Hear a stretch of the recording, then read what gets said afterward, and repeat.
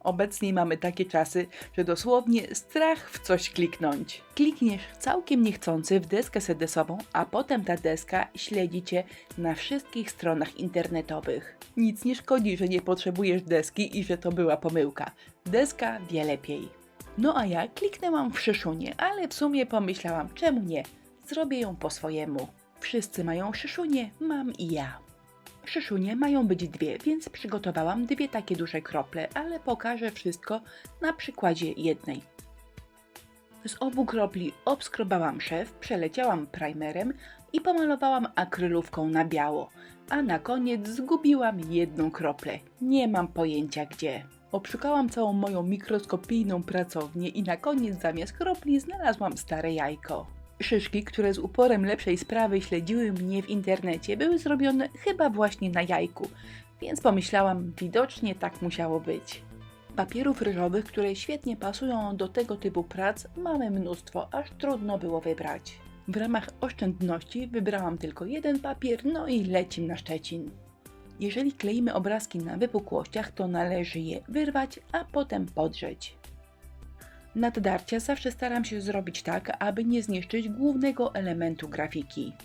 Czyli drzewka podarte dobrze, domek podarty niedobrze. Tak to wygląda z przodu, ale myślę, że te naddarcia dużo lepiej widoczne są od tyłu. Oczywiście do przyklejania używam kleju do decoupage. Najpierw przyklejam oczywiście środek obrazka, a potem lecę naokoło na zakładkę.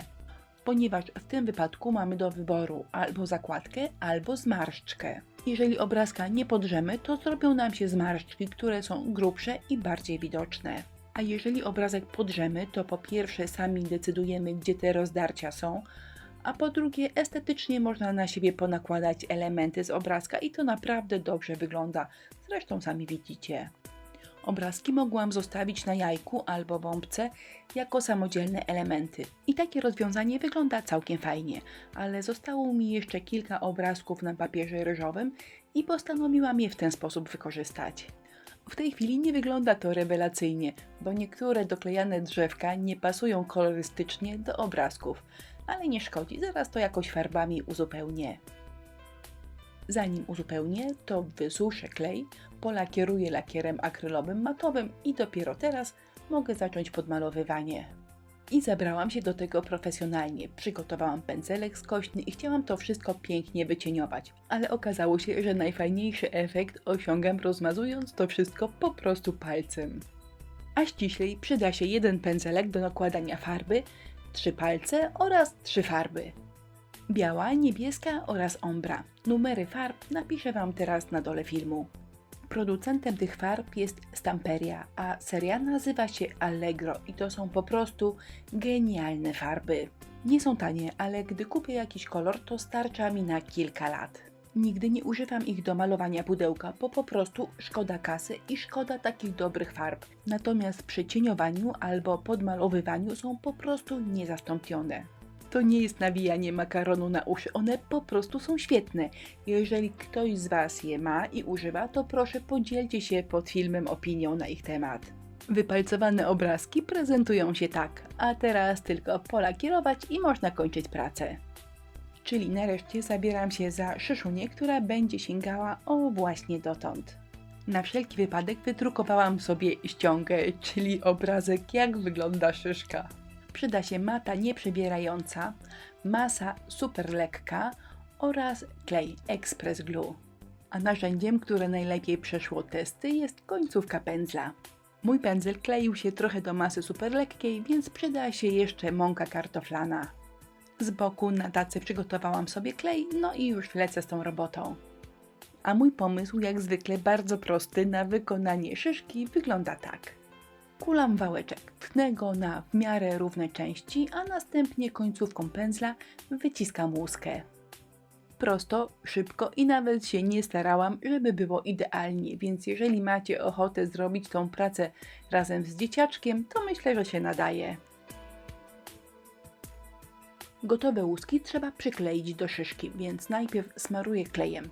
Jeżeli posmaruję bardzo cieniutko, to klej od razu chwyta. Jeżeli kleju nałożę grubiej, to mogę jeszcze łuską troszkę pojeździć po szyszce.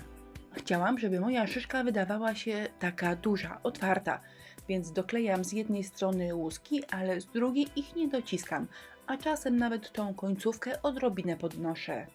Ja użyłam masy super lekkiej, ale myślę, że do tego projektu sprawdzi się praktycznie każda inna masa albo glinka. Ale ja masę super lekką bardzo lubię, ponieważ po prostu jest lekka. Taką szyszkę mogę z powodzeniem powiesić nawet na naturalnej choince i ona nie będzie mi gałązki obciągała, wiecie, tak brzydko do dołu. Przed dalszym ozdabianiem czy malowaniem glinkę trzeba bardzo dokładnie wysuszyć, bo jeżeli tego nie zrobicie, to pod wpływem farby albo kleju zacznie Wam się brzydko rozjeżdżać. Farbę suszę, a potem czym chata bogata, czyli pełny przegląd szuflad, co mi zostało z zeszłego roku i nadaje się do ozdobienia szyszki. Wszystko się przyda, ale zacznę delikatnie od białej farby akrylowej. Wystarczy pobielić brzegi i już szyszka wygląda dużo lepiej, ale poczekajcie, bo zabawa dopiero się zaczyna. Zanim zabiorę się za prawdziwe zdobienie góry, przygotuję sobie sople. Jeżeli chcę, żeby wyglądały w ten sposób, żeby tak zwisały z łuski, to muszę je przygotować osobno, a dopiero potem dokleić. Przyda się mata nieprzebierająca albo druga strona foremki silikonowej, brokat oraz klej na gorąco. Żadna filozofia, zrobić sopelek, posypać brokatem i zostawić w spokoju. A po 10 minutach gotowe sopelki wyglądają tak. Zaczynam od sopli, które ściekają po szyszuni. I to jest świetny moment, żeby przykryć takie elementy naszego uzupełnianego rysunku, które wyszły nam tak sobie. Brzydko przyklejony papier, źle dobrana farba, nieudane cieniowanie to naprawdę znakomity moment, żeby to wszystko ładnie schować. Zwróćcie uwagę na swój klej na gorąco, a ściślej na jego kolor. Jeżeli jest mleczny albo bezbarwny, to super. Jeżeli trafiła Wam się herbaciana albo żółta wersja, no to mały kłopot, no bo wiecie kiedy śnieg albo lód jest żółty. I w takim wypadku bardzo dokładnie trzeba klej obsypywać białym brokatem, no i wtedy będzie ok. Sople zrobione klejem na gorąco prezentują się tak, a ja jadę dalej z nieco bardziej profesjonalnymi preparatami.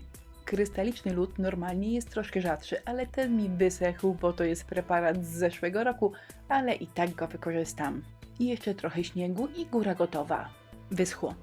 I teraz śnieżno-biały śnieg na górze szyszuni troszkę nie pasuje do tego na obrazku, bo ten na obrazku nie jest biały, on jest taki delikatnie pastelowy. W takiej sytuacji śnieg na biało warto poprawić albo białą farbą, albo białą konturówką. A jeżeli chcecie ekstremalnie na bogato, to można jeszcze na mokro farbę albo konturówkę posypać brokatem. Rozwiązanie z farbą wygląda tak, ale oczywiście pokażę także z konturówką. Ale brokatem już nie posypywałam, chciałam zostawić to po prostu białe. Wydaje mi się, że te obrazki z podkręconą bielą po prostu wyglądają lepiej. Co o tym myślicie? Tego typu prace to świetny moment, żeby pozbyć się, chciałam powiedzieć wykorzystać do końca resztki preparatów, które nam gdzieś zalegają, ale wyrzucić szkoda. Na przykład ostatnie kropelki lakieru nabłyszczającego na obrazek albo na każdą inną pracę było za mało, a tutaj jak znalazł. Gotowe szyszunie w mojej interpretacji wyglądają tak. Na kropli obrazek został podmalowany farbą, natomiast na jajeczku konturówką. Jeżeli coś Wam się spodobało, to jak zwykle listę wszystkich produktów, których używałam w filmie, znajdziecie pod tym wideo, czyli w opisie filmu. A ja zapraszam na inspirello.pl do naszego sklepu internetowego i na naszą grupę na Facebooku, która nazywa się Inspirello i Przyjaciele. Do zobaczenia!